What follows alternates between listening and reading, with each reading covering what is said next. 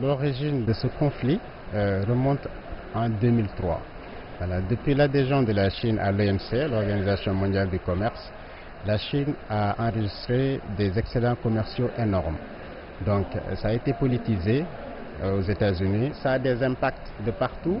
Maintenant, c'est le moment pour le FMI, la Banque mondiale, l'OMC de jouer un rôle important dans l'histoire, notamment pour les pays qui ont besoin de croissance comme les pays africains et les pays comme la Chine qui ont besoin de marchés importants, voilà, pour écouler les produits. Et tout ceci, il faut trouver un juste milieu, un équilibre qui ne va pas pénaliser à la population mondiale.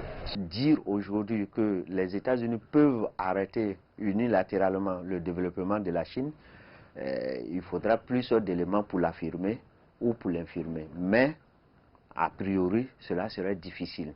Parce que dans ce cadre, une politique commerciale restrictive ou protectionniste nuit nécessairement, en tout cas du point de vue des théories du commerce international, nuit nécessairement aussi bien aux pays qui appliquent le protectionnisme, que le pays qui le subit, que l'ensemble du monde. Et donc d'ailleurs, la présidente, la directrice générale du Fonds monétaire international, Christine Lagarde, soulignait il y a quelque temps que ça devrait coûter au produit intérieur brut du monde, à la richesse mondiale, un taux de croissance de 0,3, c'est-à-dire que la croissance mondiale baissera de 0,3% environ.